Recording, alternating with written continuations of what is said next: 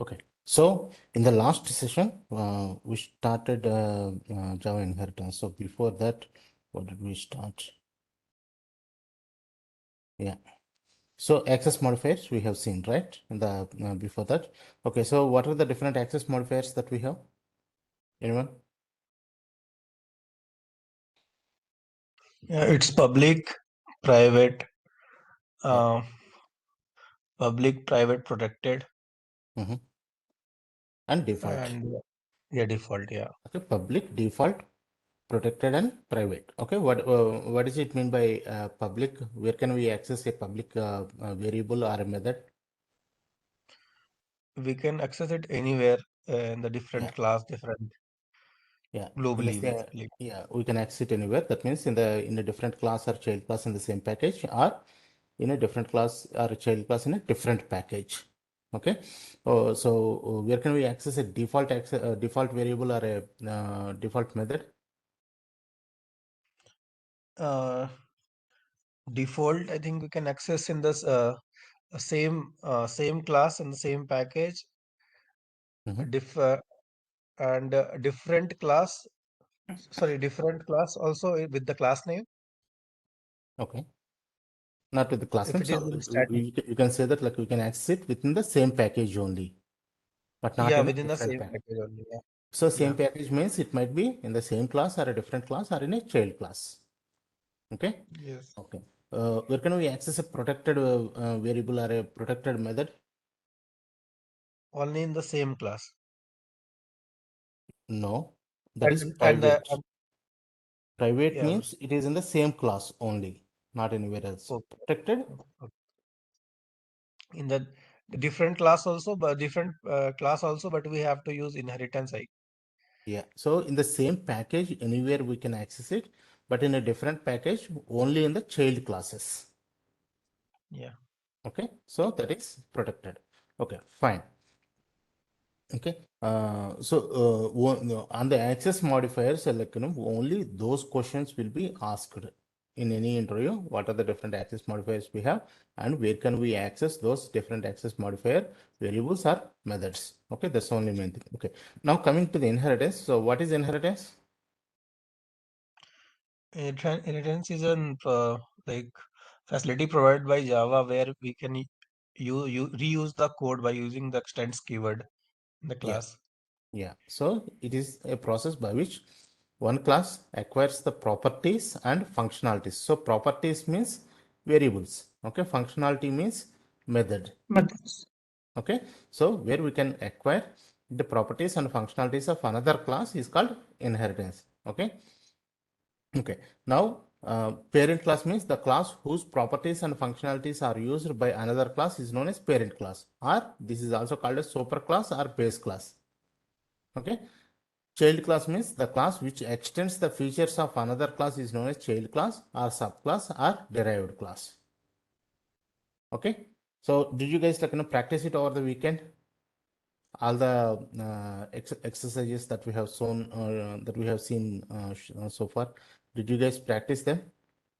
Yes. Okay, fine. Yes. Do you have any questions or anything in that? Yeah, that Yes, git only I was sending you the yeah, that pixel was Git not. only I'm not sure like why it is happening to you like that, why a different username is coming, but we have to see. I think like you are using a company's system, right? Yeah, but it is not logged actually. Yeah, I understand. Like you are the admin on that one. Yeah. Okay. But are you using a, I mean, when you are opening the Git bash, are you opening the Git bash command prompt or a different one? Git bash command prompt only I'm opening while Git going bash and command prompt selecting it. only, right? Yeah, Yeah. but I'm not sure like why it is giving you like the other name, but we'll see. But in the meanwhile, can you try it? Do you have any your own laptop or anything where you can try it like on that one? Just to push the Yeah. code and see. Yeah, I'm Just having that. I'm having that. yeah, yeah, just try it on that one. Try to push. You don't need to create a project or anything. Just you can create like any documents or anything like that, and you can try to push them. Okay. Okay. I'll do that. Okay. Okay. Fine. And Now, Shibu, uh, For GitHub, actually, when I do like a git push Mhm. my hyphen u and origin main, I'm also Yeah. getting some error message, But, failed to push some references. okay, but are you able to add that origin? I mean, the Git URL as a origin, or did it give you any error? I did, I was able to do the origin actually initially. Mm-hmm. And I have created a Maven project with a simple project it created without any issues. But Yeah. when I created not the simple project, how we don't select it. So Mm-hmm. it took a long time actually creating project and it took Yeah. 33% and it was Sometimes. actually, Yeah, sometimes like it happens like when you create an archetype, quick start archetype, because I have seen that one earlier because it showed it took a long time to download like everything. It might be because like the Maven was down at that particular time. Okay, mm, or generally like what we do is because since it is a new project like we'll try it again one more time. Try it like creating a new project with a quick start yeah, skeleton. I did that as well in the Eclipse. So at some stage, it asked me in the bottom screen where it says console package dot, package name, and it says, so why do you want to say yes or no kind of thing. When I say yes, it has been created. Okay. Uh, but later on, once it's been created, I tried to do the three commands that we do: git add and Okay. git commit. And but git Okay. push is giving the error at the moment. Okay. Before the git add command, there is like no one time commands. One is git init, definitely like which will create the structure for you, and another one is that this command. What is that? Setting up the origin. In it, and yeah, it has been created. Both has been done. Yeah. Okay. Okay. So this one, is it done successfully, or like did it give you any error? No, it has been done successfully. It says, Mhm. remote origin already exists. When I tried to, do it second time, it Okay, says so remote origin already remote exists. origin already exists, but Mm. what is that origin like that you set up? Can you just check that one? I'll send you that command. Like there is one command using which you can see what is the one that is set here. Because what Okay. happens is generally like we copy this one, right? We copy this one and paste it. So when we are like Yeah. type this command git remote add origin, and when we try to copy this one, instead of git, what is happening is it is coming like this. Where is the cap symbol? Yeah, it is coming like this. Okay, so Mm. this origin is set as this one.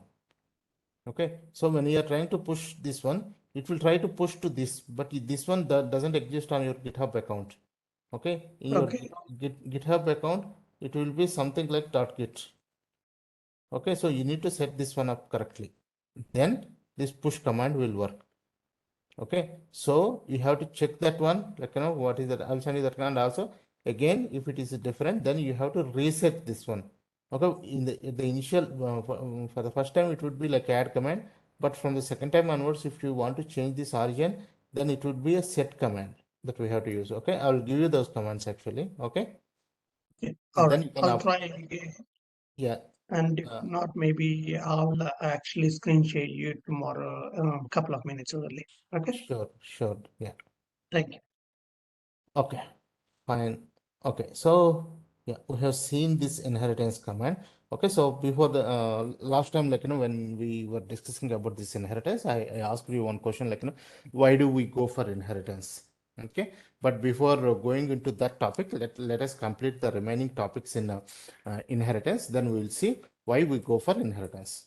Okay, okay, fine. Now, so how do we create inheritance between two classes? We use extends keyword. Okay, so when we use extends keywords, like this class will become a child class of this one. Okay, now let me ask you this one. So once we create like an inheritance between these two classes, what happens? It is literally nothing but okay, this whole code will come and sit in this child class. So you can access the methods and members are variables of this parent class by using child class object. Okay, that means you can create a child class object, and you can access the instance variables are also instance methods of the parent class by using child class object. Okay, you don't need to create an object for the parent class because this one is already a child class for this one. Okay, and also the static variables you can access by using child class name itself instead of parent class name. Okay, any questions on this one so far? Okay, fine. Now let us see about the constructors. So what happens in constructors? Okay, let us say we have a constructor in the parent class.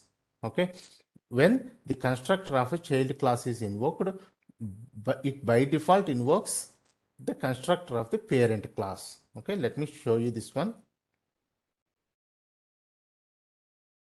Okay, so let us say I have a constructor here for the parent class. So how does the constructor start? How do we declare this one? Anyone? Anyone guys? How do we declare Using the, same class name. yeah, by using the same class name. So PR1 parent class. Parent class. Okay. So system.out.println. Okay, I am parent class constructor. Okay, let me comment this one for the time being. Okay, so this is my child class. Okay, let us say child class also has a constructor here. Okay, public pr2. Okay, child class. Okay, child class, public pr2 child class, and then system.out.println I am child class constructor. Okay, now if I execute this one, what happens? Since we don't have any parent class constructor, it will execute only this child class constructor. Okay, when this object is created. Okay, so it will first print this one, I am child class constructor, and then whatever, like, the variables or methods we are accessing, okay, it will print them. Okay, now let me run this one, run as Java application. Okay, so it is printing I am child class constructor first. Okay, now let me uncomment this one. Okay, so now I have a parent class constructor also. When we have a parent class in inheritance, what happens is when we create an object, okay, it will by default call the parent class constructor also, and then the child class constructor. Okay, if I run this one now, run as Java application. So the first thing you will see is I am parent class constructor, and then it is calling the child class constructor. Okay, just remember this one. Okay, so when the constructor of a child class is invoked, it by default invokes the constructor of a parent class. So when does the constructor of a child class will be invoked? When we create an object for the child class. Okay, now let me go into the inheritance and method overriding. So we have seen the concept of method overloading. So what is method overloading? Anyone? What is method overloading? Yeah, it's an property of an Java where it's an process in which we have a same method name with Yeah, different type of data types, different number of data type, the parameters. our sequence of the parameters is Yeah, different. sequence. Then Yeah. it is called method overloading. That means we have the same method, okay, in the same class, okay, but we have the same method with the same name in the same class, but with different arguments. That is method overloading. Okay, method overloading always happens in the same class. Okay, it always Okay. happens in the same class. Okay, now coming to the method overriding. What is a method overriding? If we declare the same method of a parent class in the child class, it is called method overriding. Okay, that means we have a method in the parent class, but we declare the same method in the child class also. Then that is method overriding. That means same method means the return type and also the method name and also the arguments should be same between parent class and child class, then it's called method overriding. But the functionality of the child class may differ from the parent class. Okay, that is called method overriding. Let me show you this example. Okay, so here if you see, okay, so here if you see, we have one class. Let me take out like this constructor for the time being. Okay, let me take out this constructor completely. Okay, so this is my parent PR1 parent class. Okay, here I have created another class which is PR3 child class, which is extending this PR1 parent class. That means this PR3 child class is a child class of this parent class, PR1 parent class. Okay, now I have again these variables, instance variables and static variables. Okay, now in the parent class I have a method which is called display method. Okay, system display, I am parent class.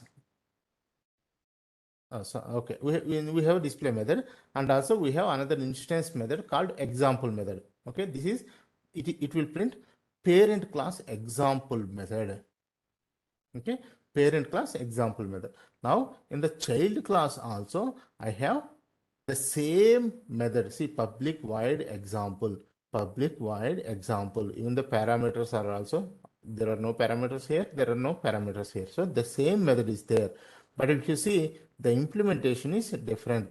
Child class example method. Child class example method. Okay, so this is called method overriding. We are overriding this parent class method with a different functionality in the child class. In parent class, the functionality is it will print parent class example method. In child class, the functionality is child class example method, and this is called method overriding. So what is method overriding? If we have two classes with this, if we have a parent class and a child class, and if we have the same method in both parent class and child class, okay, then that is called method overriding. And the child class functionality, okay, is different, will be different from the parent class functionality. Okay, do you understand this one? What is method overriding? Because this is a very important concept, and using method overriding, we achieve runtime polymorphism. We'll see what is polymorphism in the next chapters, but using, for now, just remember that using method overriding, we achieve runtime polymorphism. Just remember that one. Okay, so do you understand this one? Like, what is method overriding? This is one important question. Okay, normally in any interview, people will ask you what is method overriding. Okay, any questions? Yes. Anyone?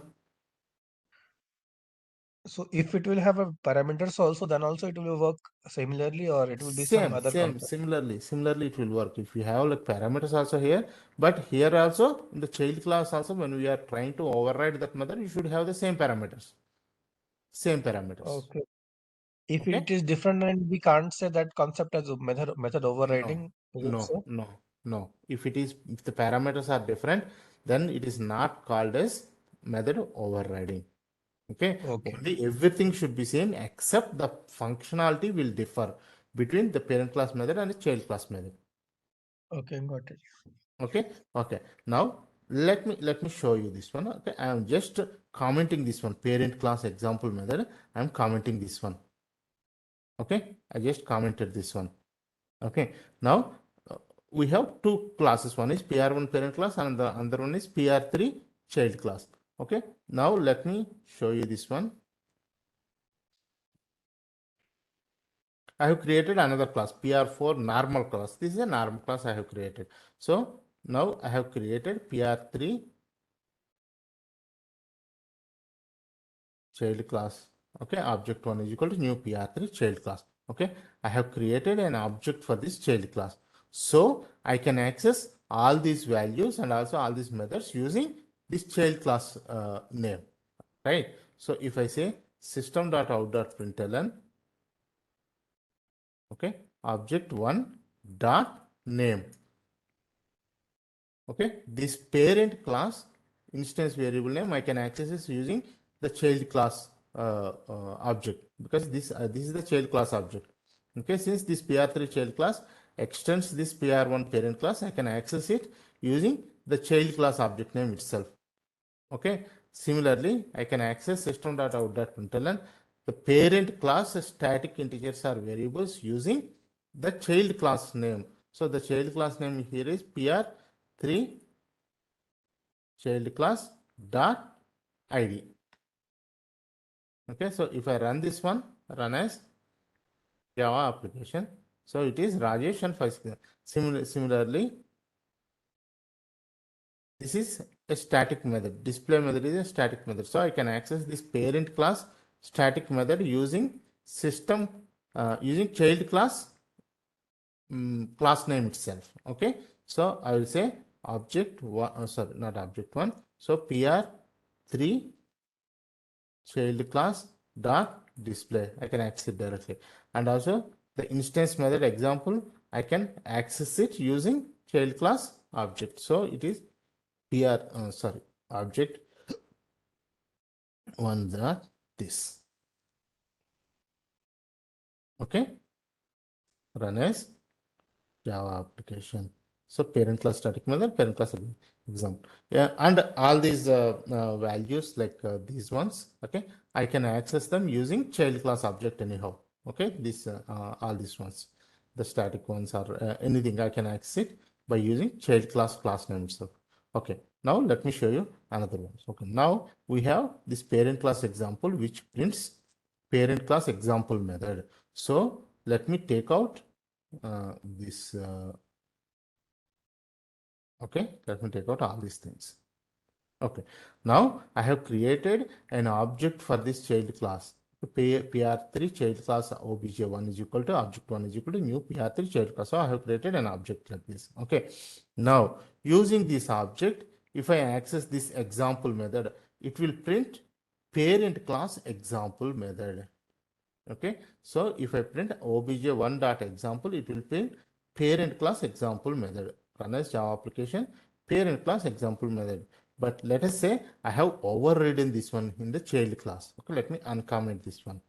Okay, if I uncomment this one, okay, so now I have overridden this example method in the child class, which says child class example method, not the parent class. So in this case, once it is overridden, and if I call that method, which method will be called? It is the child class overridden method will be called. Now see this one. So far it is parent class example method. Now if I run this one, okay, it will print child class example method. It won't print parent class example method because we have overridden this parent class example method in the child class example method. Okay, we have overridden this parent class example method in the child class. Okay, that is why it will get you the child class example method. Okay, now the question is generally, okay, let me show you how they ask you the question.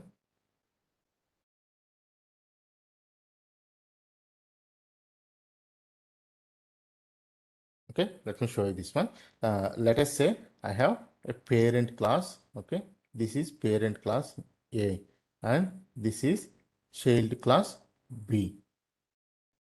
Okay, and this child class extends this parent class.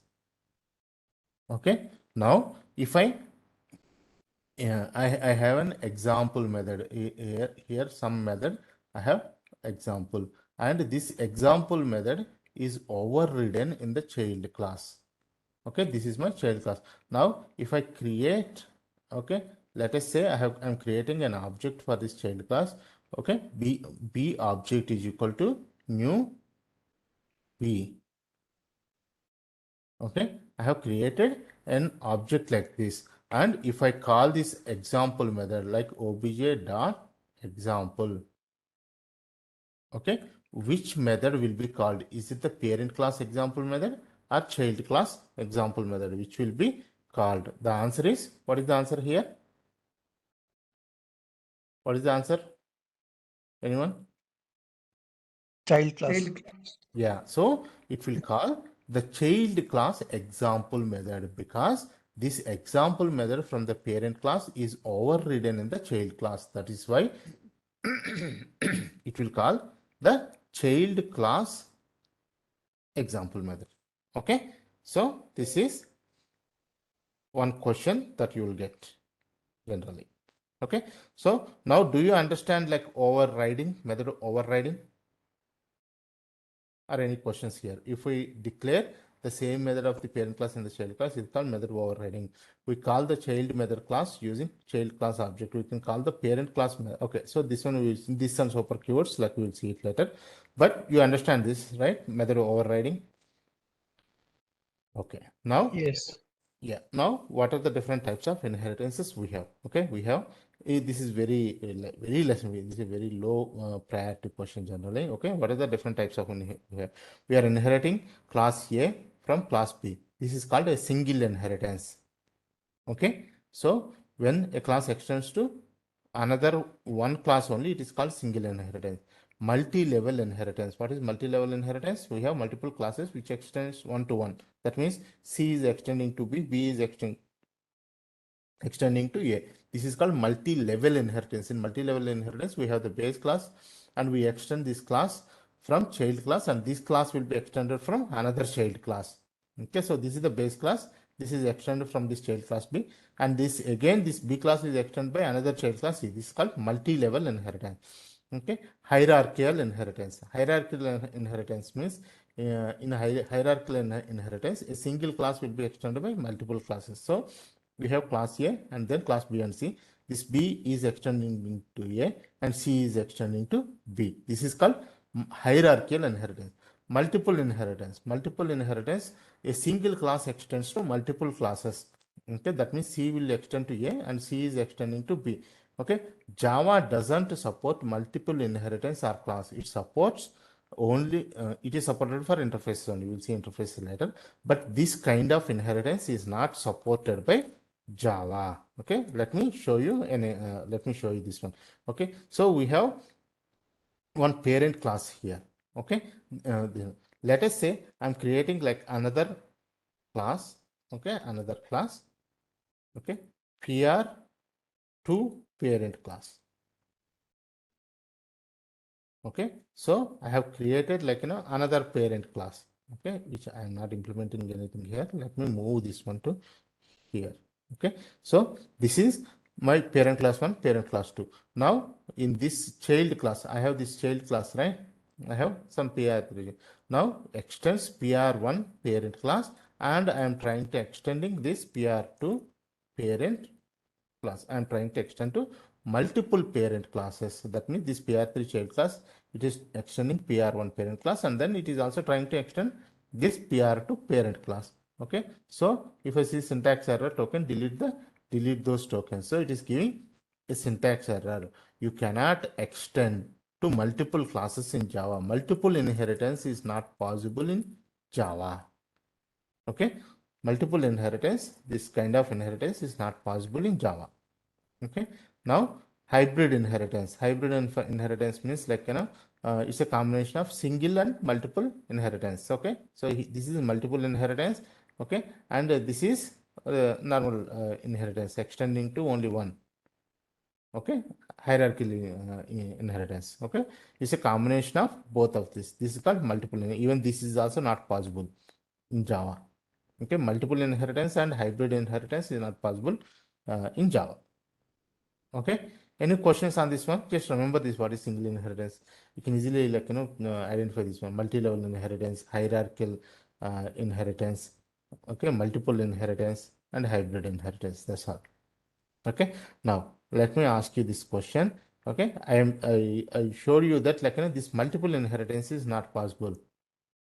Okay, that means extending to more than one parent class is not possible in Java. Why it is not possible? Any idea? Just think of it like why it is not possible. Okay, let me show you this one. Let me explain you that. Okay, why multiple inheritance is not possible. Let's say I have a parent class. Okay, parent A. Let's say this is parent A, and this is, let us say, another parent class, parent B. Okay, I have these two classes. Now I have a child class. I have a child class, and let's say I'm extending to this one. So what happens? All the properties and functionalities, that means variables and methods of this parent class, I can access them in child class. That means by creating a child class object, okay, child class object, I can access the properties and functionalities of this one.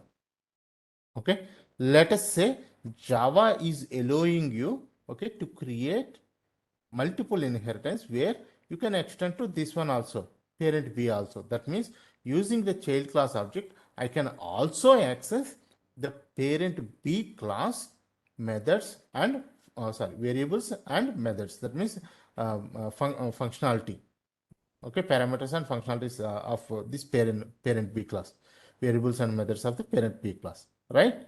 Okay, now let us say I have some method which says display, okay, display, and it has some implementation, okay, something, okay, it does some. Let us say I have the same method in this parent B class also, display, right? Okay, it has some other implementation, right? These are two different classes. They can have the same method. This is not method overriding because these are not like parent child classes. These are two different classes which have the same method name. Now what happens if you try to access this method, object dot example, object dot display method, object dot display method, what happens? Will it call like, this display method or this display method? It cannot know.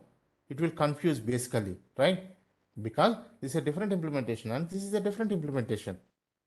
That is why Java doesn't allow you to create multiple inheritance. Do you understand, or any question on this one? Why Java doesn't allow you to create multiple inheritance? Everyone, let me know like, if you have any questions here. Did you guys understand this one? Yes. Okay, this is the reason Yes. why Java doesn't allow you to create multiple inheritance, because in the parent classes there might be methods with the same name which does different work.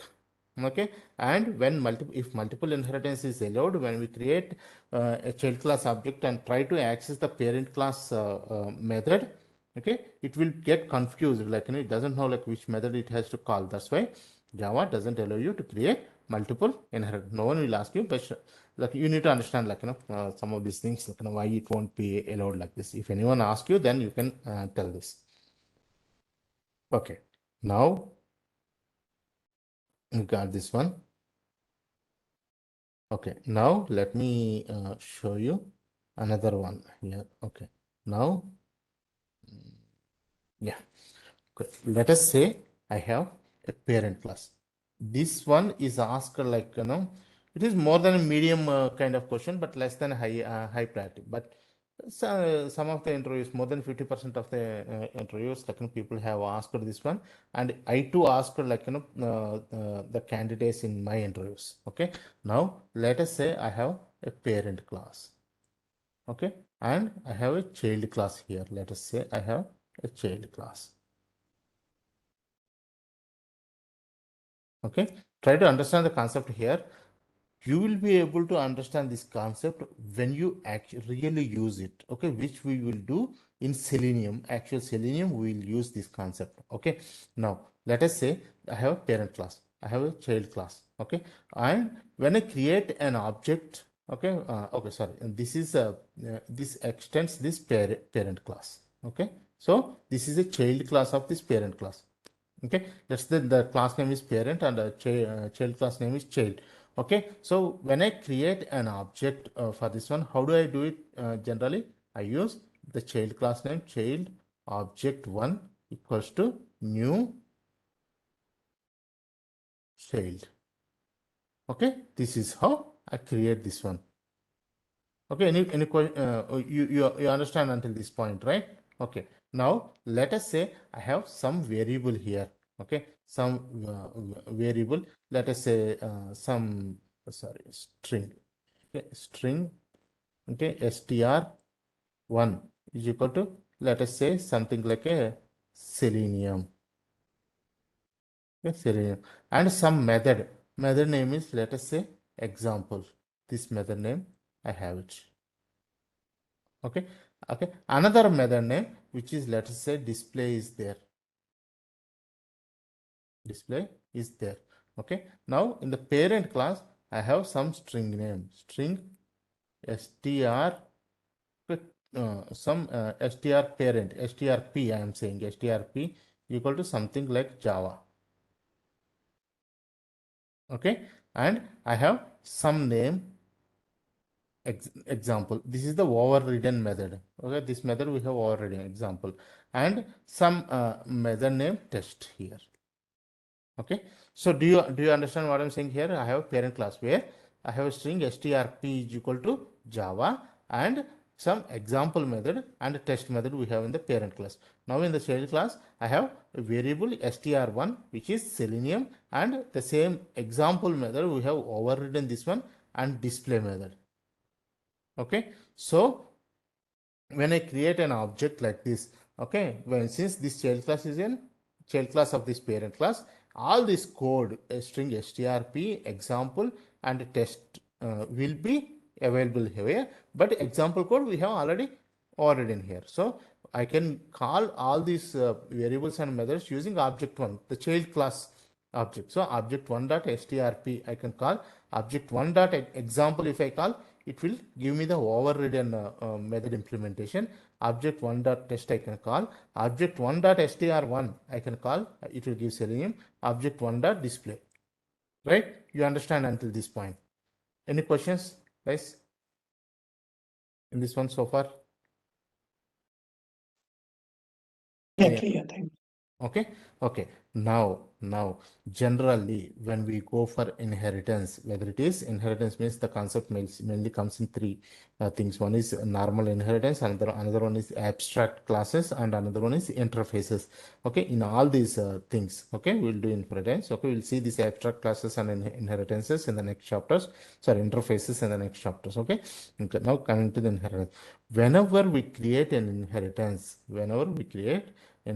in the normal classes like this, whenever we are creating an object, generally, okay, here in this place we use the parent class name. So we'll say parent, okay, object one is equal to new child. We can do this one because anyhow this child is inheriting the parent class, so this can be of the type parent also. Okay, whenever we are doing inheritance, we will do this one. We create objects like this only. Okay, we want to do it like this. Okay, what does it mean? We are creating an object here. We are creating an object for the child class, but this is of the type this parent class. Okay, this is of the type of this parent class. This is called upcasting.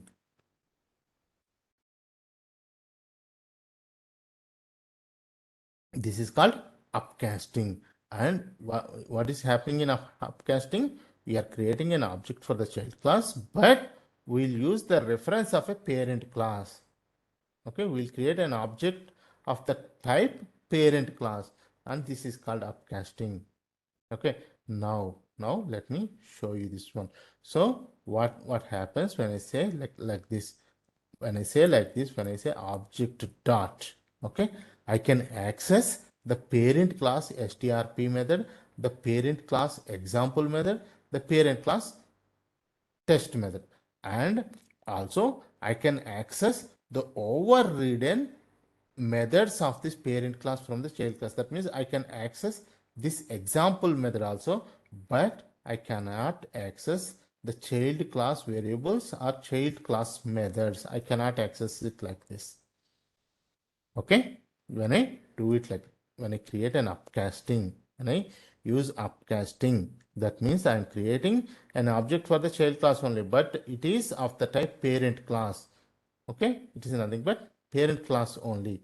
But okay, when we create it like this, I can access all the variables and methods of this parent class. But the child class methods I can access only the overridden methods, not anything else I can access. Understand this one, or you have any questions here? Let me know. Do you guys understand this one? Yeah, it is clear. Okay, so just remember this one. Whenever why we do it like this is we achieve a runtime polymorphism from this one. Okay, using upcasting, we achieve runtime polymorphism. Okay, we'll see like what is polymorphism, but we'll achieve runtime polymorphism. Okay, by creating upcasting, by using upcasting. Okay, just remember this one. Okay, so let me show you an example here because people ask most of the times this question is asked. I'll show you like all the okay all those questions. Okay, now let us say I have this parent class PR1 is equal to parent class and PR3 child class. I have some class. Okay, and I have string name is equal to Rajesh, string ID is equal to 4564, string str1 is equal to hello, string str2 is equal to hi. Okay, I have a display method. Okay, and I haven't overridden that method in the child class. I have an example method, but this example method is overridden in the child class. Now I have a method specific to this one, new example. Okay, now in the normal class, let me create an object for this child class PR3. I'm using the child class object only here. So PR3 child class. Now using this one, what I can do using this child class object, I can say obj1 dot okay name I can access. Okay, name it won't give you like any error. Okay, obj1 dot name. This is a parent class one. Okay, so why it is showing an error like this? Syntax error, variable declaration to complete local variable declaration. Okay, let me do this one. System dot out dot println.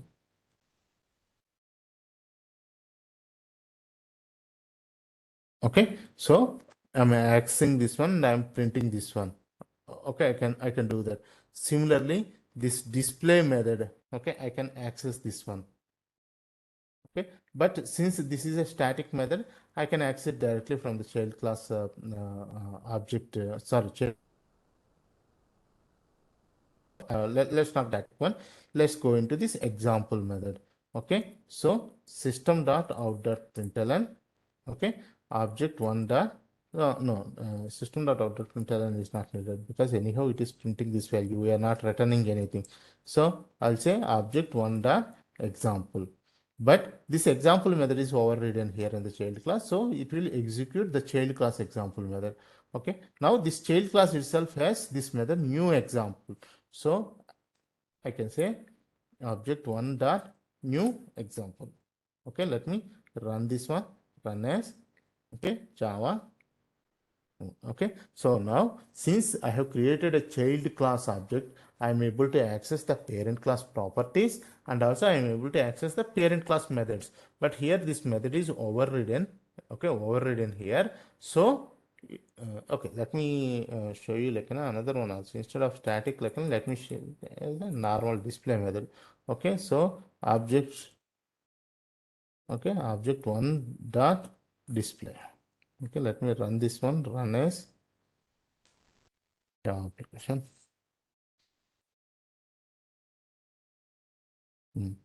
So parent class also display method.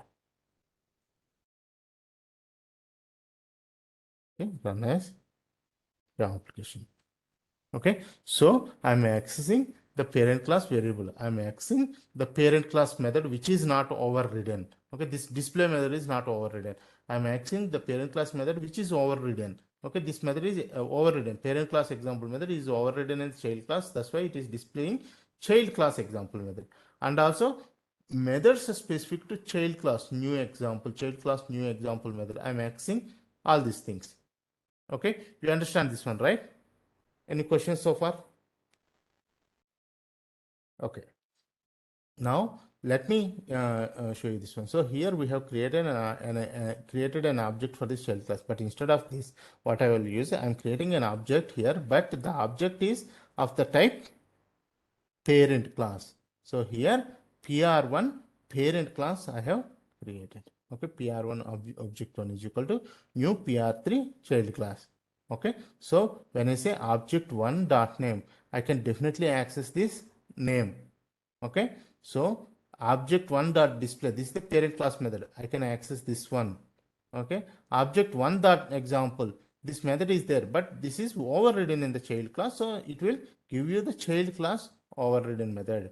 Okay, object 1 dot example, object 1 dot new example, so it is throwing an error here because this new example is specific to child class. This new example is specific to child class. Similarly, since we have created an object like for this parent class here, okay, so if I say system dot out dot println, okay, obj1 dot, I cannot access this parent class variables also, str1 also I cannot access, it will throw an error.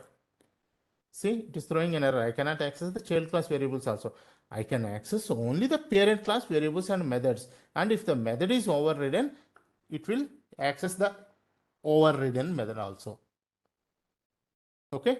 Do you understand this one or any questions? Please let me know like if you understand this one, or like if you have any questions, please ask me. I'll explain you this one more time. Yeah, it is clear now.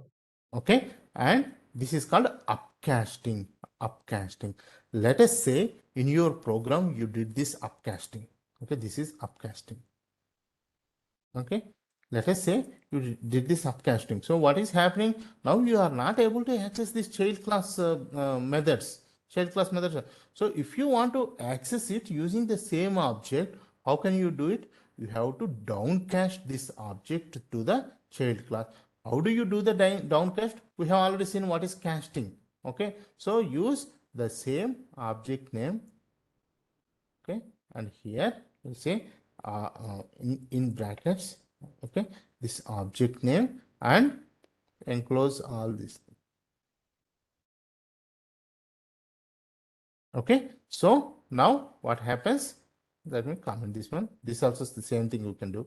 Okay, so what we are doing, this is a parent class object that we have created, but we are casting it with the child class object. Okay, so we are casting it with the child class object, then we can access the child class object. So this is called downcasting, upcasting and downcasting. Okay, if we run this one, now it will access you this child class new example, also child class new example method. It won't give you any error. Understand this one? Similarly, like here also you can use downcasting PR3 child class.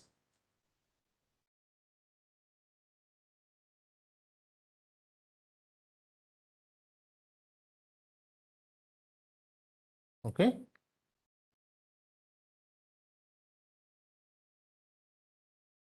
Okay. Hello. We are able to access this hello. Okay. Any questions, guys? Here, like are you clear with this one? This is a little bit confusing, but practice this one. Once you practice this one, you'll be clear. We can create directly an child class object here, but generally, in the case of inheritances, what we will do is, okay, whether it is abstract class or interfaces, this is the same thing that we follow. We use the parent class name here, and we create an object here. So what happens in this place? We can access all the parent classes, methods and variables. But if the method is overridden in the child class, that overridden method will be called. Okay, and you cannot access the variables or methods that belong to child class only. If you want to access that one, then you have to downcast that object. Okay, any questions, guys? Do you guys understand this one? It will be a little bit confusing here, but practice this one. If you practice this one, then what is the advantage of upcasting an object? It is to achieve Yeah. runtime polymorphism. Okay, we'll see what is runtime polymorphism in the future chapters. But for now, just remember that to achieve the runtime polymorphism, we will do this one. Okay, everyone, like, do you guys understand this one, or like, have any questions in this? It Ankur, is like, clear. okay. Yeah, it is clear. Yeah, Yes. Nilima, are you clear with this one? Hello, Nilima. Yes, Subbu. Okay. Well, Okay, and yeah. Little confusion is there, but I had to yeah, practice, I yeah, think. practice this one, then you will understand. Yeah. Okay. And Mhm. Gautam, are you clear with this? Yes, Okay. Ramesh, are you clear with this one? Yeah. Hey, Subbu. Actually, I missed the beginning of the class and I joined a little late. Okay. So, yeah, but I mean, I have little confusion as again. Yeah, just But go I'll through. go through the video and Yeah. yeah, if I have questions, I'll reach out to you. Okay. And Suman, are you clear with this one? Yeah, fine, super, fine. Thank you. Okay. Okay. Fine. Okay. Okay. Now, okay, these are all the interview questions, like, that people will ask. First, look at the first question would be like, what is inheritance? Okay, why do okay, we'll come to the question why we go for inheritance, but the first question will be generally like, what is inheritance? Okay, how, let us say I have a parent class and child class. Okay, I have these different methods. How do I access these parent class methods? Means by using child class object, you can access the parent class instance variables and instance methods. The parent class static variables and static methods, you can access them by using child class name itself. Okay, and the next question is like, let us say I have a parent class and a child class, and the child class parent class method is overridden in the child class. Okay, so when you use this object, which method will be accessed? The child class overridden method will be accessed. Okay, and I have a parent class and a okay, and the question will be like, what is method overriding? Okay, what is method? If we have the same method in the both parent class and child class, and if the child class functionality is different, then that is method overriding. Okay, and okay, the next question would be, I have a, okay, let me, okay, this is another important question. I need to update the interview questions for this one, but let me show you this one. Okay, so that you will understand. Okay, I have a parent class. Answer this one correctly. Okay, I have a parent class and a child class. Let us say this is my parent class. Okay, parent. Okay, and this is my child class. Okay, and this child class extends parent class. Okay, so now I have some variable, some instance variable. Let's say string. Okay, str. I have it, and I have a method display. Okay, and I have another string variable, okay, which is str2, let us say, and I have a method display here. Okay, and let us say I have a method example here. Okay, and I have a method test. Okay, this is how people will ask you. People will give you like in the interviews. Okay, I have parent class, this has this one. I have child class, which is this one. Okay, let us say I have created a method like, okay, child some c is equal to new child. So what are all the different variables and methods I can access? This is the question they will ask you generally. Okay, so what are all the different methods and variables that I can access? Since this child extending the parent, I can access all the variables and methods of this parent class, and also I can access all these values. Okay, let us say like I'll say c dot display. Okay, so which one will access? So since this method is overridden, it will access the overridden method of the parent class, which is display. Okay, so can I do it like in a c dot example? Yes, you can do it. Okay, you can access the, so can I do c dot test? Yes, you can do it. Okay, let us say I have changed this one to from child to parent. So what happens? Okay, you can access all the parent class methods and also the overridden methods of the parent class. So c dot display, what happens in this case?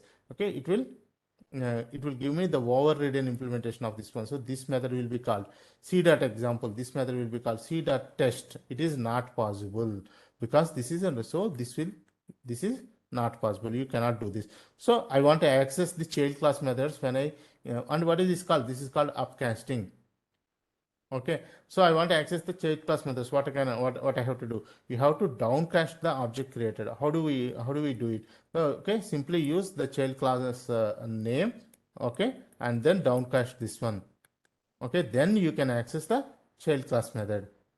Okay, now I have this one. I have created something like child c is equal to new parent. Okay, and I see the display. What happens? Anyone? This is not possible. We can only refer to a parent class when you want to create an object. You cannot create an object of the parent class by referring to the child class. You cannot do this. This is not possible. Okay, let me show you an example here. So now this is the parent class, right? Now I'm creating another class which is a child class object. So this is PR3 child class. This is child class object. Some object 2 is equal to what I'm doing, new PR1, okay, parent class. Okay, is it possible? I'm creating an object for this parent class, but I am referencing this child class. It is not possible. It will throw you an error. Okay, see the mismatch cannot convert from PR1 parent class to PR3 child class. We cannot do this conversion, but we can use PR1 parent class is equal to new PR3 child class. We can do that one. Okay, so these are the kind of questions that will be asked in inheritance. Okay, we cannot do this one. Okay, this will throw a compiler error. Do you guys understand this one? Okay, fine. Now Yes. now let me go into the concept of why we go for inheritance. Why do we go for inheritance? Why we go for inheritance?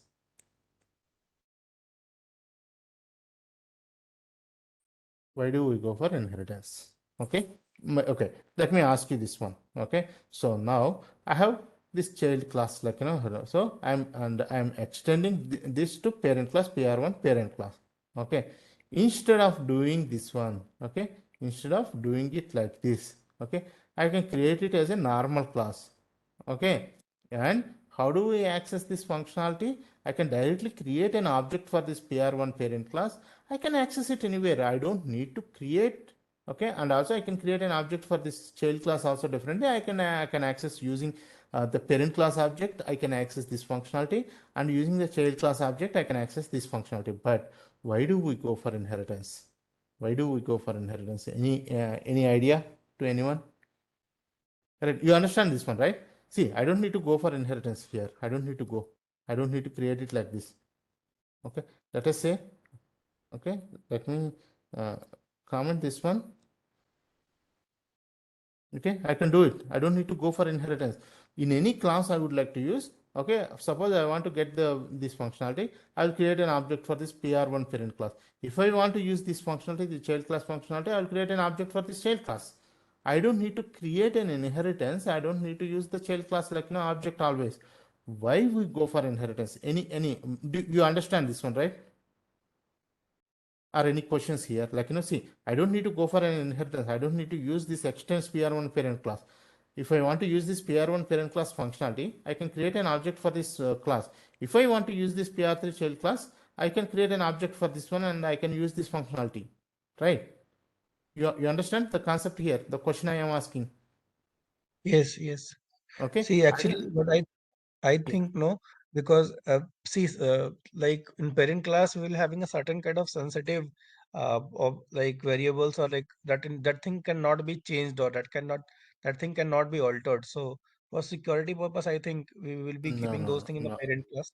no, no, no. It's not like for the security purpose. But the reason is, okay, let me explain you this one. Okay, why we go for inheritance? Inheritance, not generally, if you are okay, when we are creating like multiple classes, let us say I am creating like multiple classes. This is my class, and this is my another class. This is my another class. This is my another class. Like this, I have multiple classes I am creating. Let us say all these classes are logically related, and if they have some common functionality, then we go for inheritance.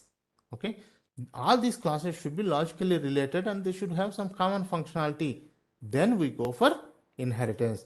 All this common functionality, we will put it in a parent class.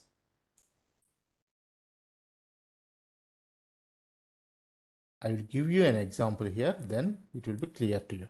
Okay, generally, if we are creating only one class, inheritance is not needed.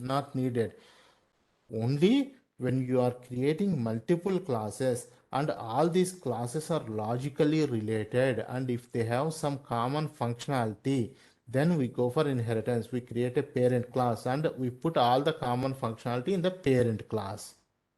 Okay, let me give you an example. I'm creating classes for multiple types of.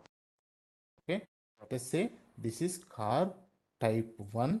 Okay, and this is car type 2, and this is car type 3. Okay, and this is car type 4. What are all these? Basically, these are all cars, right? These are all cars only, basically, but they are of different types. Okay, so since these are logically related and all these car types might have some common functionality, so we'll create a parent class car and all the common functionality we'll put it in the parent class. You understand this one? Yes. Yes. So when do we go for inheritance? When we create multiple classes and all those classes are logically related and they have some common functionality, then we go for inheritance. We'll create a parent class and we'll put all this common functionality in the parent class. Okay, let me give you like some example. Okay, now this is my parent class. Okay, this is car. Okay, let us say the first car I'm creating it like um, what do we say, this is like, let's say manual manual gear. Okay, this is, let us say, automatic gear. Okay, let us say this is electric vehicle, electric. Let us say this is some other car type 4, something. You understand? So these are all like basically they are cars only. In the different cars, they are cars only basically, right? So they are logically related. So we can create a parent class here and we can put all the common functionality here. Okay, so what is the common functionality here? We can say, let us say steering. Okay, use steering. Let us say steering is common for everything. Let us say, example I'm giving. Okay, so this is a common method for everyone, for everything. So I'll put it as a common method in the parent class and I'll use the same thing in all this one. And the let us say there are like some methods that are specific to this one. Let us say change gear. It is specific to this one. Okay, let us say there is like another method here. Okay, which is specific to automatic gears. Another method, some other method. Okay, some other method which is so all the methods that are specific to the child classes, we will put them in the child class, but all the methods that are common to all these child classes, we will put it in the parent class. Okay, do you understand like why we go for inheritance now, or any questions? Anyone? Like, you guys Yes, have any clear. questions or do you understand this one? Why we go for I it? understand. Hello? Yeah, it Anyone? is clear, Subbu. Yeah, Yeah, clear. okay, Hello. fine.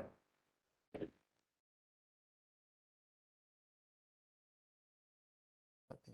Sometimes, like, my microphone, like, this connection is going away. Can anyone say something? I just want to test my microphone that, like, is working fine.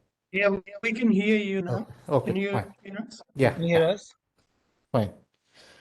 Okay, now, so when we have, like, when we are creating multiple classes, and if these multiple classes have some common functionality, and if they are logically related, then we go for inheritance and we'll create a parent class and we put the common functionality in the parent class. So we are creating different types of cars here. And since they are all cars only basically, so we'll create a common parent class car where we put the common functionality in the parent class and then we'll put the individual functionality in the child classes. Okay. Okay. Now, okay, that is about inheritance. Any questions in inheritance? Just this is a very important chapter. I explained a lot of things actually in this one. If things might be like a little bit confused for you, just practice this one. Go through, you can go through the video one more time. Just practice all these examples, then you will be fine. Okay. Okay. The question is, what is inheritance? We have already discussed this one. Explain the importance of inheritance. Okay, the major use is code reuse, basically code reuse, but we can avoid like duplicating code by using inheritance. So all these things that we have seen this one. Does Java support multiple inheritance? No. Okay, explain about field hiding. Field hiding means if there is no like it is only method overriding we have, but no variable overriding in Java. If we have the same variable names in both parent class and child class, then that is called field hiding. That means if we have the same variables in both parent class and child class, then that is called field hiding. Try that one. Okay. By putting str1 is equal to something in the parent class, str1 is equal to something in the child class. Try to access the variables and it will always give you the child class variables values. Okay.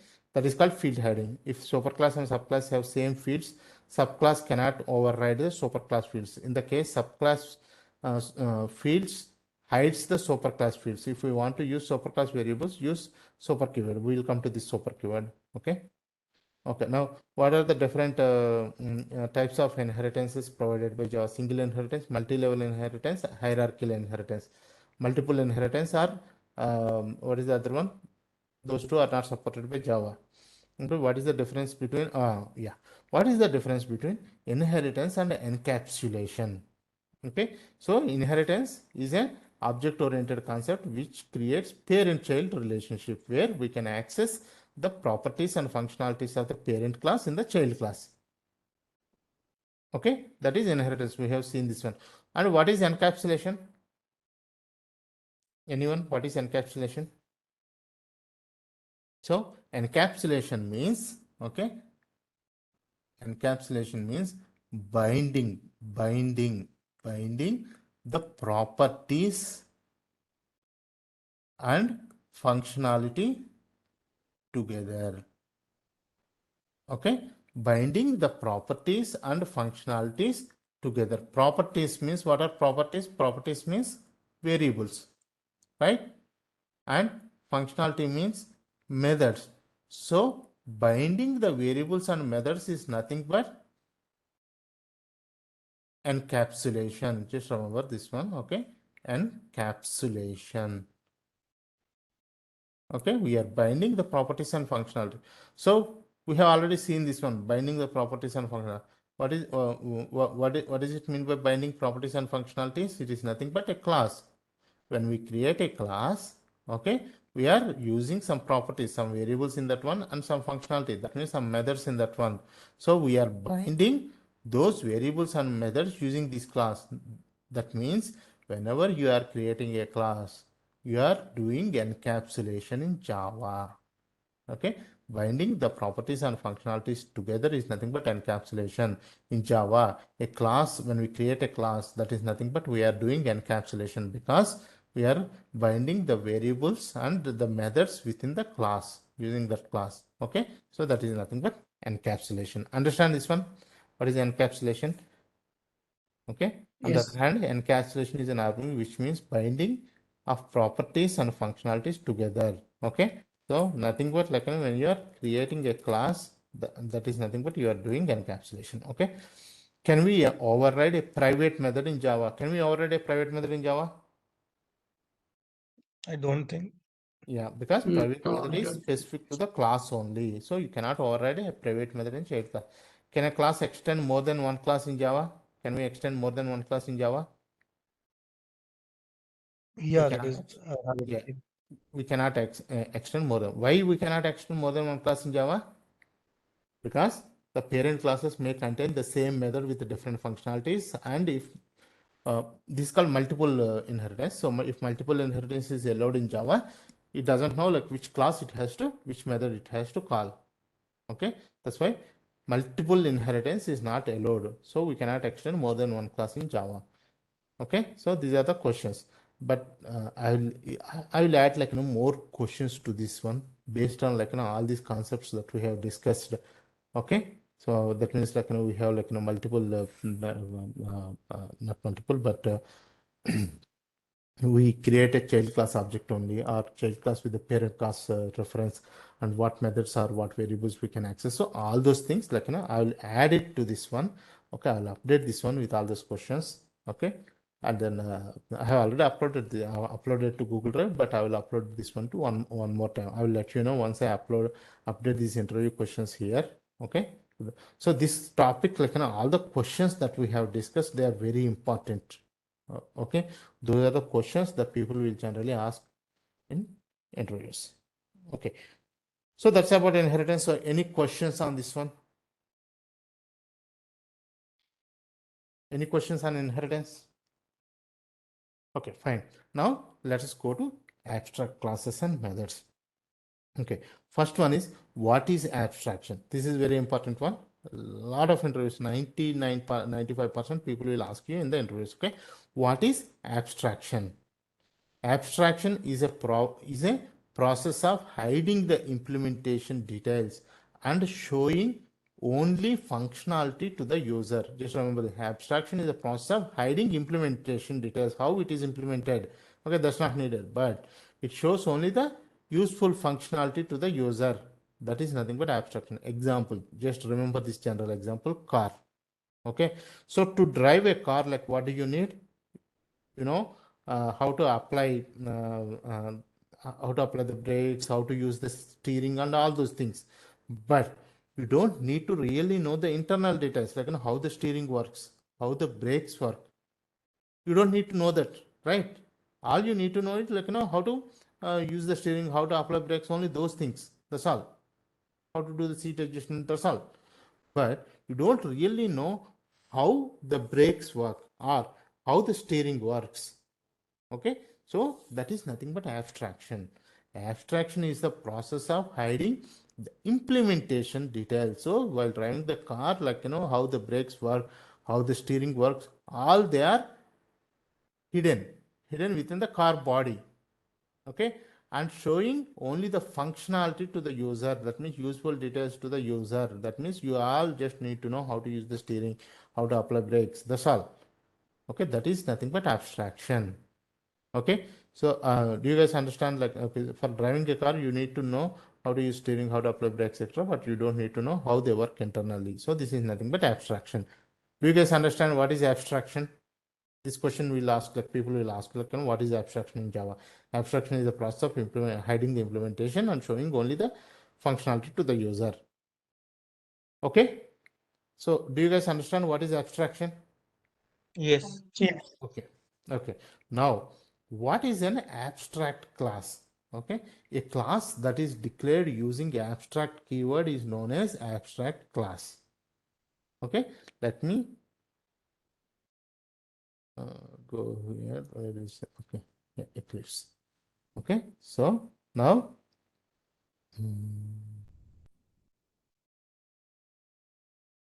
let me go here. Let me this Java batch. Okay. Let me package it is abstract pack. Okay, let me create something like this here. Okay, in this one, I'll say new class. Okay, so in this one, if you see here itself, it shows like an abstract. Okay, while creating the class, you can select this one to create an abstract class. Okay, let me write this one for the time being, and then once you practice this one, then you can start using this abstract checkbox. Okay, now let us say the class name is what should I, okay, PR1 abstract class, PR1 abstract. Okay, and I'm clicking on finish. Okay, so let me move this one to here. Okay, let's say this is PR1 abstract class. Okay, so in this one, I have to use the keyword abstract. Then this class becomes an abstract class. Syntax error, ABSTRACT, something. And I think here I have to, yeah. Okay, so before class, it should be there abstract. Okay, now let us say, okay, so what is an abstract class? A class that is declared with the keyword abstract is nothing but an abstract class. Okay, a class that is declared using abstract keyword is known as abstract class. What can an abstract class contain? An abstract class contains abstract methods as well as concrete methods. So what is a concrete method? We have seen this one already. What is a concrete method? A concrete method is nothing but method with body. Let us say public void display system.out. I am display method. Let us say this is my one method in this abstract class. So this method has body here. So that is why this is called a concrete method. So an abstract class can contain concrete methods, and it may also contain abstract methods. So what is an abstract method? An abstract method is nothing but methods without any body. So if I say public, okay, void example, okay, I can use this one, public void example. Okay, this, okay, but anyhow, it is saying that the method requires a body instead of semicolon. Okay, if you declare something like that, it will tell you that, okay, you need to have a body for this one instead of semicolon. So I have to make it as abstract. Okay, so what is an abstract method? Method without body, and it should be declared with the keyword abstract. Okay, if you don't use this one, and if you try to declare a method without body, then it will show you error that the method requires body instead of semicolon. So if you want to have a method without body, you need to use the keyword abstract. Okay, so what is a concrete method? Tell me, like, what is a concrete method? Anyone? What is a concrete method? Where you can see body functionality of Yeah, that so particular method methods or with, the data. yeah, methods with body are concrete methods. So what are abstract methods? What are abstract methods? Methods with Without the name, Methods without with the body. name. Okay, yeah, No. methods without body and declared using abstract keyword are abstract. abstract methods. So concrete methods and abstract methods. Okay, what can an abstract class contain? An abstract class can contain concrete methods as well as abstract methods. Okay, that this is what an abstract class can contain. Okay, now can I have only concrete methods in the abstract class? Yes, I can. I can have only concrete methods in the abstract class. See, I'm having only concrete method. I have commented this abstract method. So this is possible. I can do that. Okay. Now, can I have only abstract methods in abstract class? Yes, I can have, because I have commented this concrete method. and I'm using only abstract method. So I can have only, or I can have a combination of both. Okay, that is why abstract classes are told to be, okay, let me,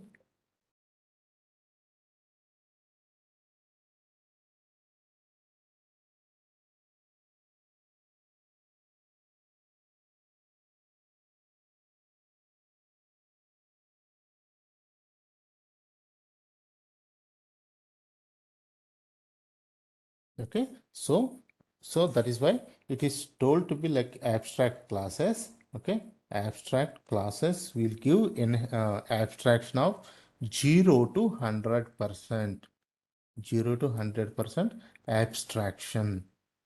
Okay, so when does it give 0% abstraction? Okay, when the class contains only concrete methods, no abstract methods, concrete methods. Okay, when does it give 100% abstraction? Only abstract methods. If the class contains only abstract methods, then it is said to give like 100. If we use a combination of concrete methods and abstract methods, then it is said to that like abstract classes provide 0 to 100% abstraction. Okay, understood this one? So if in this case, if I say like this, I have commented this concrete method. So the class is providing 100% abstraction because I am using only abstract methods in this one. For example, if I say like this,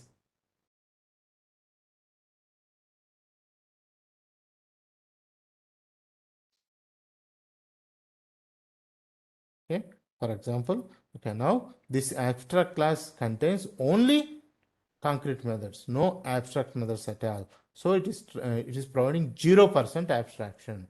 Okay, and in this case, now it contains both normal methods and abstract methods. So it is providing 0 to 100% abstraction. Okay, okay.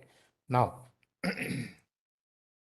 now, how do I use this method? This is an abstract method.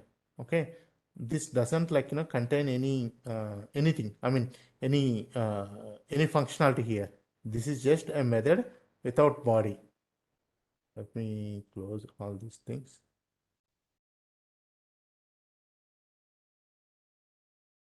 Okay, so this is a method without body. So how to make use of this one? How to make use of this one?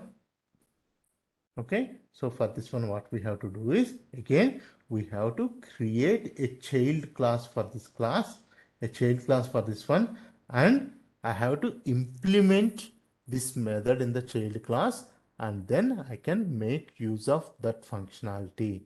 So whenever you are using abstract classes, you have to create child classes for those abstract classes and implement any abstract methods from these abstract classes in the child classes, and then we can make use of that functionality. So this is again also inheritance concept only. Okay, any questions so far? Do you guys have any questions so far? Or are you clear So with this one? how, so how we will like if that abstract method will don't have that body, then how we will write that, how it will work this method? Like, Yeah, that's what, like, we have to create child classes. I'll show you. We have to create child classes for this abstract class PR1 abstract, and we have to implement this method in the child class.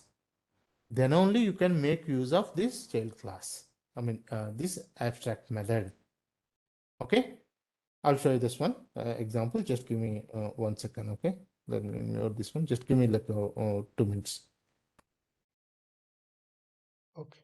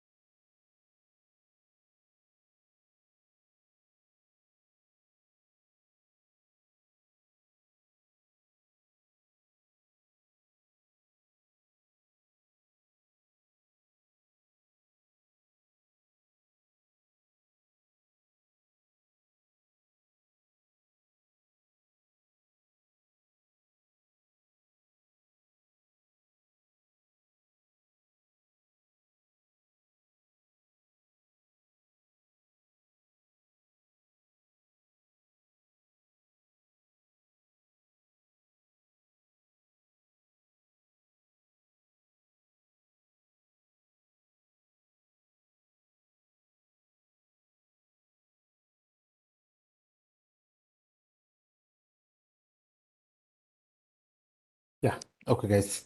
Sorry. Are you able to hear me? Yes, yes.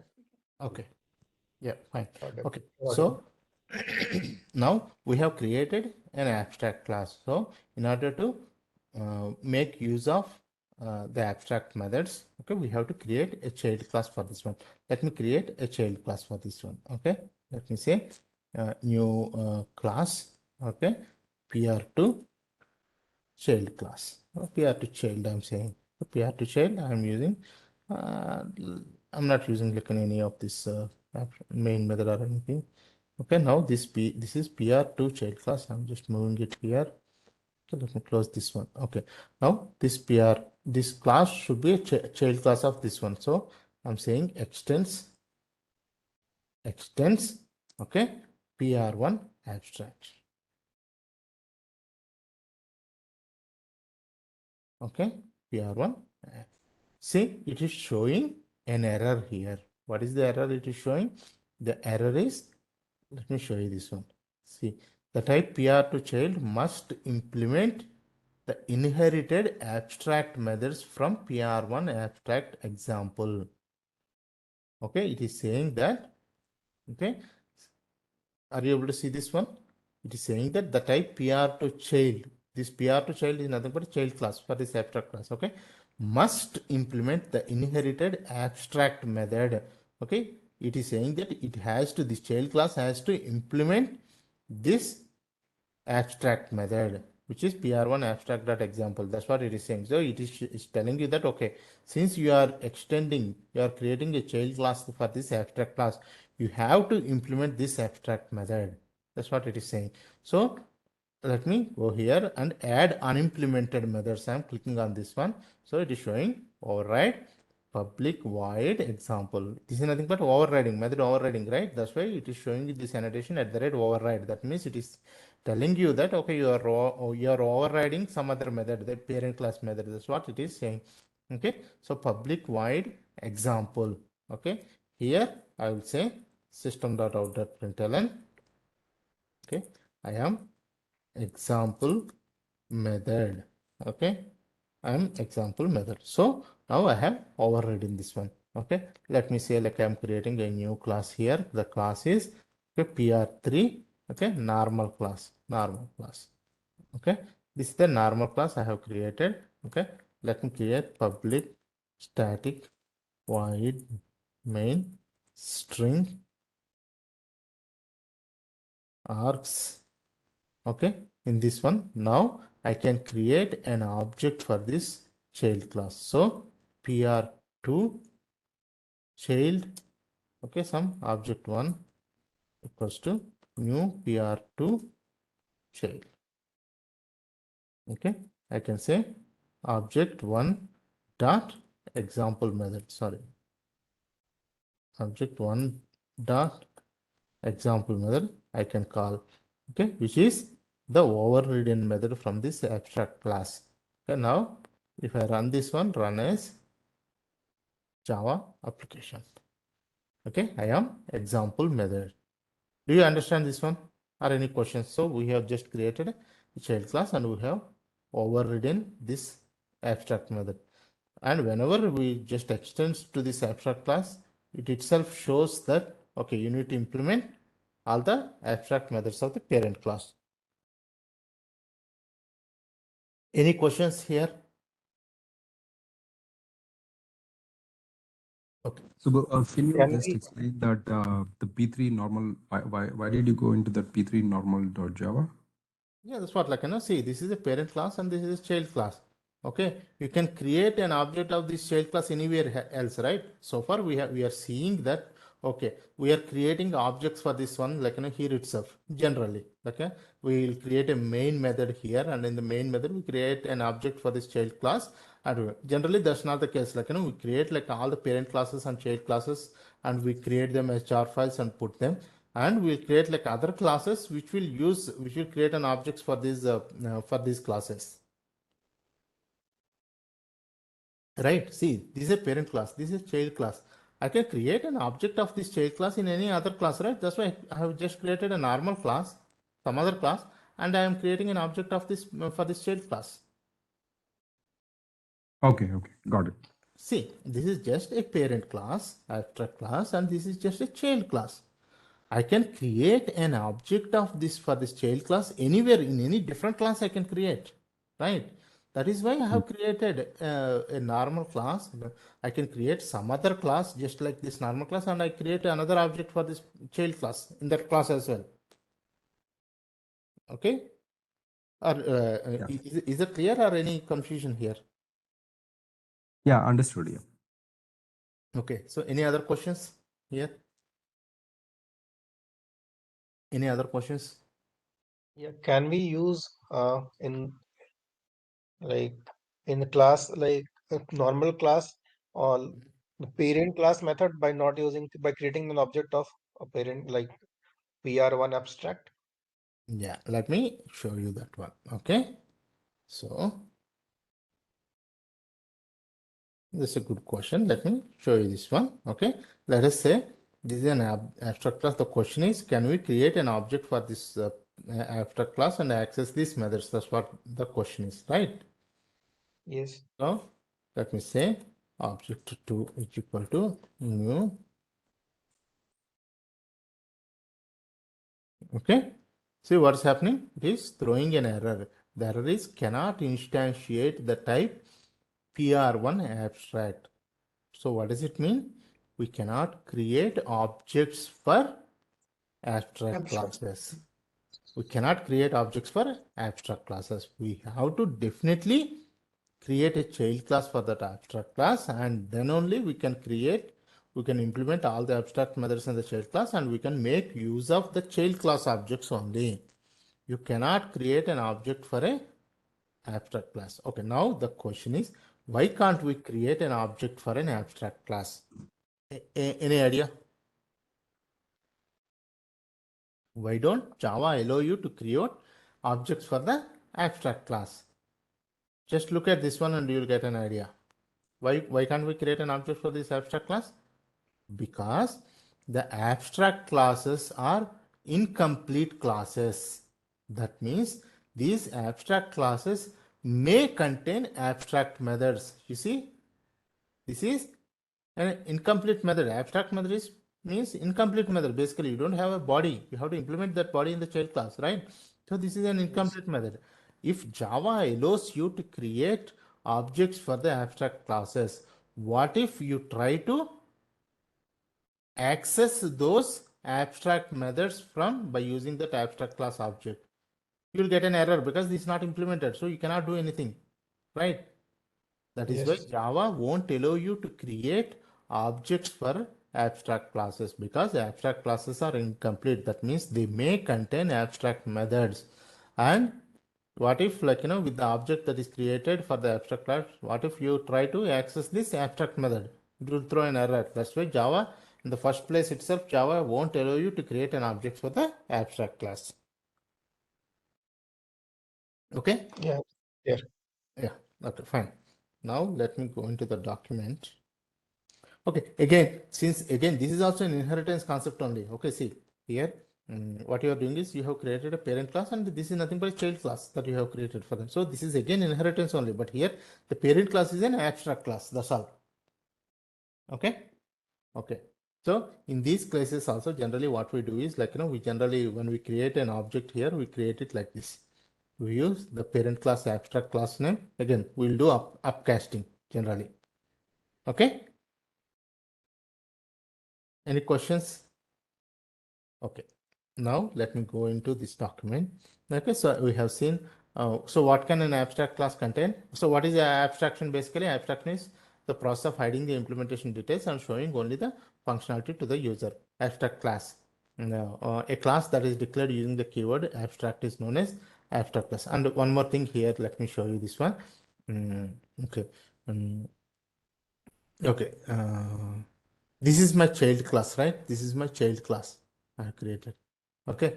Let us say there is another method. Let's say public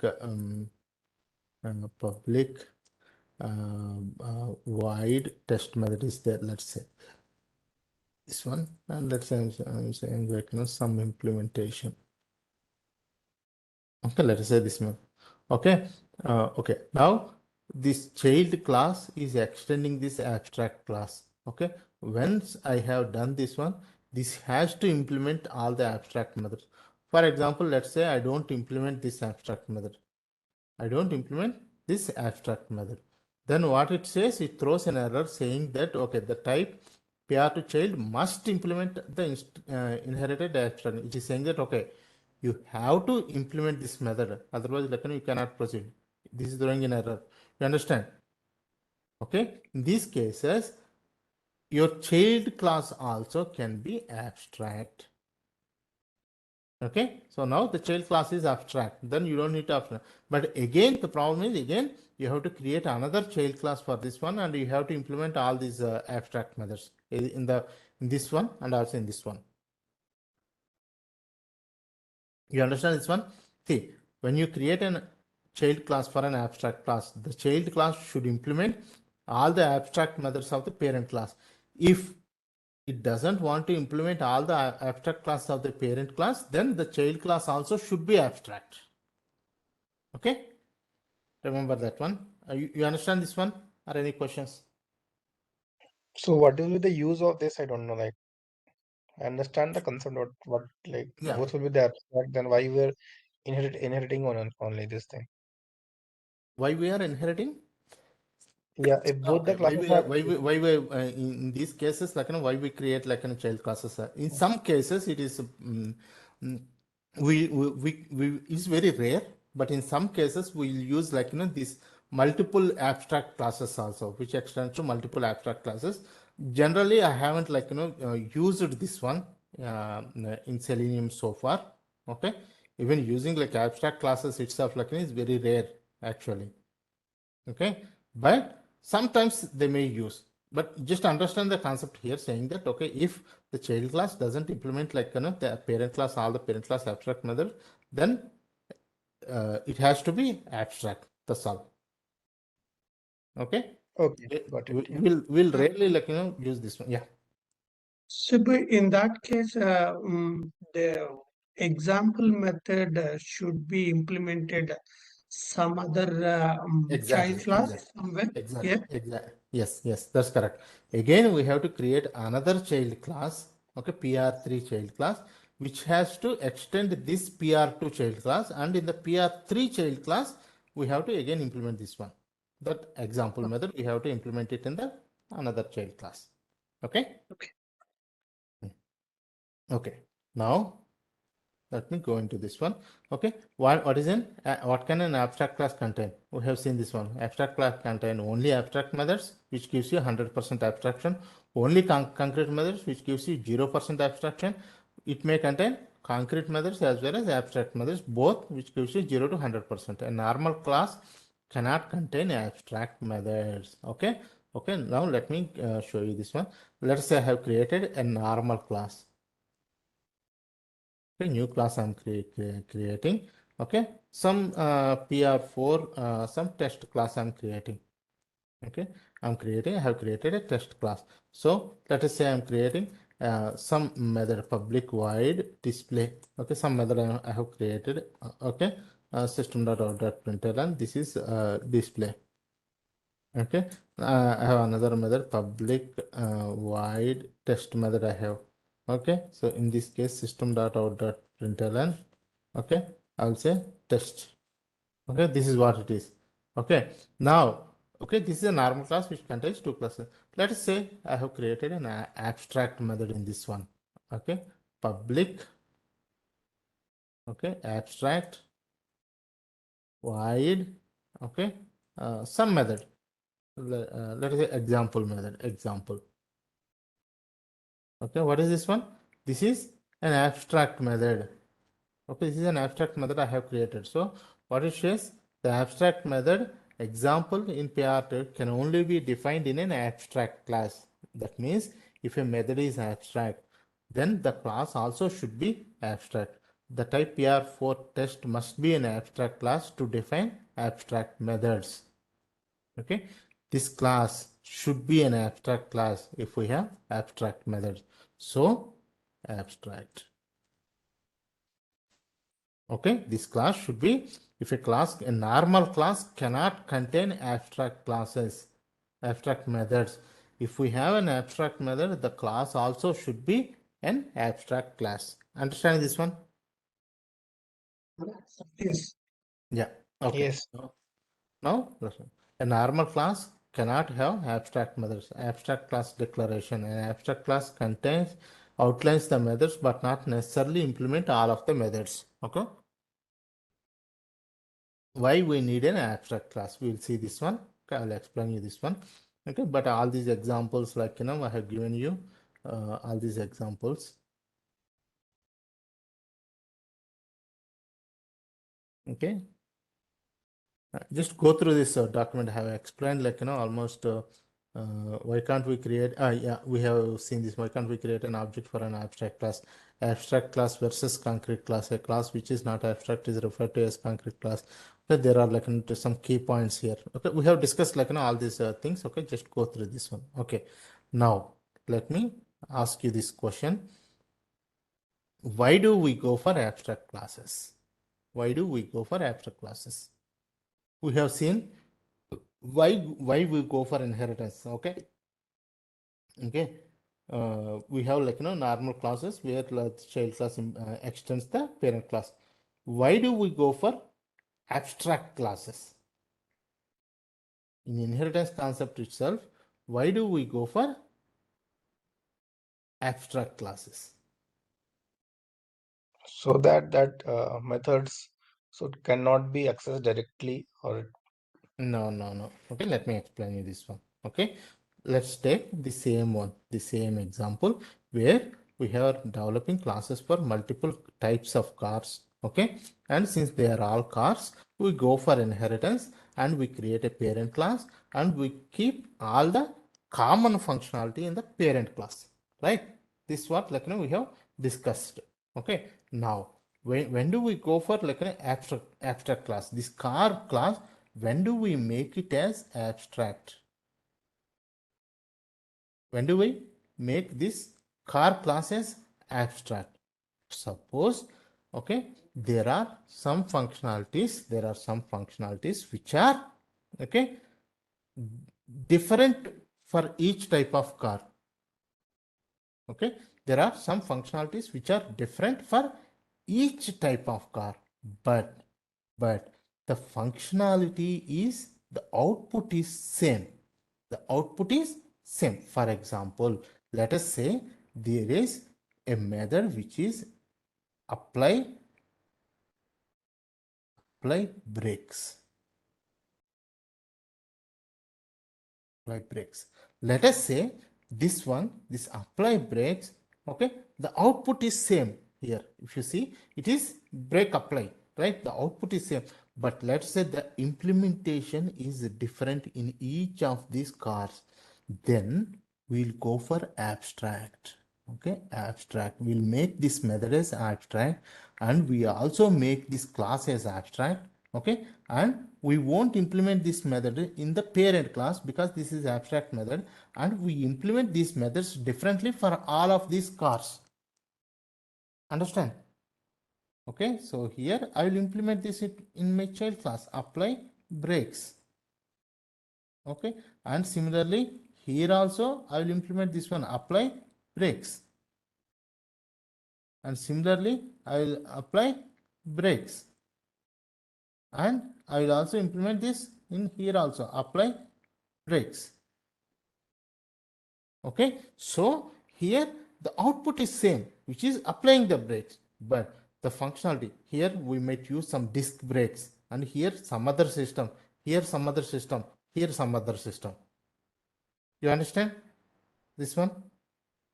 Any questions here so far? so what I could understand from here, like if the methods are having different way of getting the same out. Implementation. Yeah, it will return the same output, but the But implementation in will be different. different. Okay, Okay. for example, let me tell you another one, which is unlock. Okay, door, unlock door. Okay, let us say this is a method. Okay, Here, the output is same for all these types of cars. The output is same, which is just unlocking the car door. Okay, but the implementation might be different here. So what I will do, I will make it as an abstract method here, abstract unlock door, and here I will implement this unlock door here separately. For example, let us say this is a manually, that means we have to use a key and unlock this one, let us say. Okay, this unlock door, I will implement this one. Okay, unlock door, I will implement this one, but here it will be using the remote. Let us say using a remote. So the functionality is different here, but the output is same basically, which is unlocking the door. Let's say this is manual. Okay, and here this is different, unlock door. Let us say I'm using some voice command. Let us say, okay, just an example. By using like the voice command, it will unlock the door. Okay, here again the output is same, which is unlocking the door, but the implementation is different. Again, this is another one, unlock door. Okay, again, let's say this is using thumb impression. Okay, it accepts your car door, accepts like thumb impression. Okay, so here again the output is unlocking the door, but the implementation is different. So I will make this as an abstract method in my parent class. Since I'm using abstract methods, I'll make the class also as an abstract class. Okay, but I'll implement these methods differently in the child classes. Do you understand this one? Everyone understood this one, the concept behind when we go for abstract classes? Yes. Okay, so we go for abstract classes when we are developing multiple classes, and all the multiple classes have some common logical relationship. We'll put all the common functionality in the parent class. Again, if all these common classes have some functionality where the output is same but the implementation is different, then we'll make them as abstract methods in the parent class, and we'll implement them differently in the child classes. Since we use like an abstract classes in the abstract methods in the parent class, we have to make the parent class also abstract class. Okay guys, do you understand this one, this concept? Yes. Okay, so that is about abstract classes. Okay, now go through this documentation and also the interview questions. Okay, these three are very important. Okay, inheritance, abstract classes, and also interfaces, the next one that we are going to discuss. Those three are very important. Okay, now how to describe abstraction in entry? Abstraction is the process of hiding implementation and details and showing only the useful functionality to the user. A method that is declared as abstract and doesn't have implementation is known as abstract method. There are two ways to achieve abstraction in Java: by using abstract classes, which we have discussed. So by using abstract classes, we can get 0 to 100% abstraction, and also by using interfaces. Okay, we'll say interfaces in the next chapter. Okay, what is abstraction and abstract class in Java? Abstraction is the process of hiding the implementation details and showing only the useful functionality to the user. Another way, it shows only important things to the user and hides the internal details. Okay, now ways to achieve abstract. How do we achieve abstraction? Okay, we achieve abstraction by using two ways. One is abstract classes and another one is interfaces. Okay, abstract class in Java, abstract class that is defined as abstract is known as abstract class. It needs to be extended and its methods should be implemented. It cannot be instantiated. Instantiated means creating object. So we cannot create an object for an abstract class. Example of abstract class. Okay, this is just okay. What is an abstract method? A method that is declared as abstract and doesn't have an implementation is known as abstract method. Can you create instance for an object? Okay, can you create an object for an abstract class? Can we create an object for an abstract class? Anyone? No, Okay, No. why can't we create an object for an abstract class? Because abstract the classes are yeah, incomplete not classes. Abstract classes are incomplete classes. That means they will contain abstract methods, may contain abstract methods. Okay, that means methods without body. What if, okay, if it is allowed to create an object for an abstract class, what if the abstract, what if the object tries to access the abstract method? So Java in first place, it won't provide an object for an abstract class. Okay. Now the next one is it necessary for abstract class to have abstract method? No, it's not needed. We have seen that one, right? Abstract class can contain only concrete methods also. Okay, it doesn't need to have abstract method. Okay, what is abstract method in Java? We have seen this one. What is the use of abstract variable? What is the use of an abstract variable? Variables can't be declared as abstract. Only classes and methods can be declared as abstract. Just remember this one. Okay, variables cannot be declared as abstract. Only classes and methods. Okay, can an abstract class be defined without any abstract methods? That means only concrete methods. Yes, it is possible. What does it mean by a method or class is abstract? An abstract class cannot be instantiated. Okay, abstract methods may only be included in abstract classes. However, abstract classes is not required to have any abstract methods, though most of them do. Each subclass of an abstract class must override the abstract methods of its superclass, or it also should be declared as abstract. Okay, we discussed all these things. Okay, just go through this and review questions.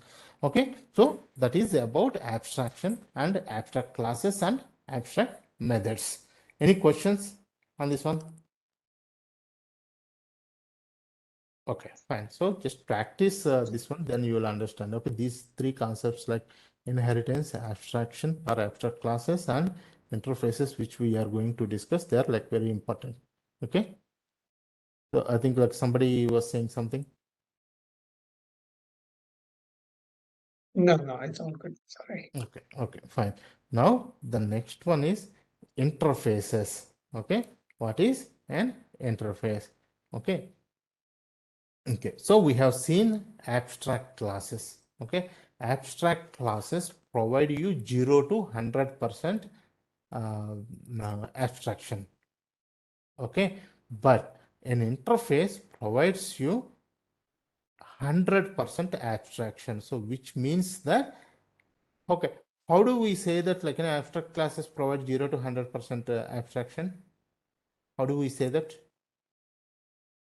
Why do we say that like an abstraction If provides?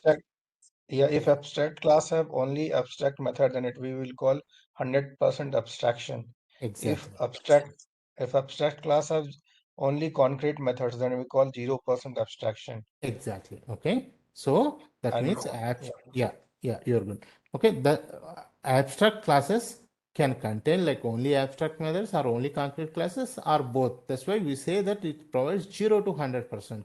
But interfaces provide 100% abstraction. So what do you understand by this one? Interfaces contain only abstract methods.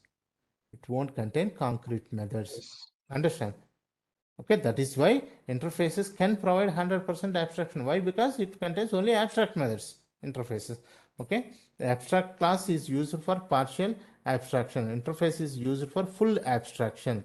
Abstraction is a process where you show only the relevant, only useful information, but hiding the implementation details. Okay, interface looks like a class, but it is not a class.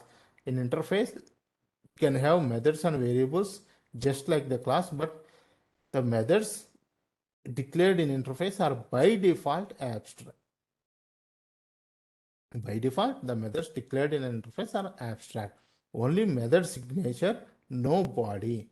Okay. Also, variables declared in interface are public, static, and final by default. Since methods in interface do not have body, they have to be implemented by a class before you can access them. Okay, the class that implements the interface must implement all the methods of that interface. Also, Java programming language doesn't allow you to extend more than one class. However, you can implement more than one interface in your class. Okay, let me explain you this one. Okay, so what is an interface? Interface looks like a class, but not exactly a class, because okay, it is Subbu, sorry. um, Yeah. So if that's okay, can we take this one for tomorrow so that we have some time to practice and we start fresh Okay. interfaces Yeah. tomorrow? Yeah. Is that okay? Yeah, Yeah. that's fine. Okay, but you guys understood like the inheritance and abstract classes, right? These two are like Yes, important. yes. People ask you Yeah. in interviews like about the questions on interface, sorry, inheritance and abstract class, and the interfaces is also a concept related to inheritance also. Okay, so these three classes, these three things, and you also have to understand when we go for normal inheritance, when we go for abstract classes, when we go for interfaces. We have already seen like when we go for normal inheritance, when we go for abstract classes, and once this topic is completed on interfaces, we will see about like when we go for interfaces also. Okay, practice this well, because you get like most of the questions from these three: inheritance, abstract classes, interfaces. Okay. Yeah. Okay, so any questions guys from anyone? Okay, fine then. We'll meet tomorrow. Okay, thank you everyone. Thank you, Subbu. Thank you. Thank you. Yeah, Bye. thank you for the class.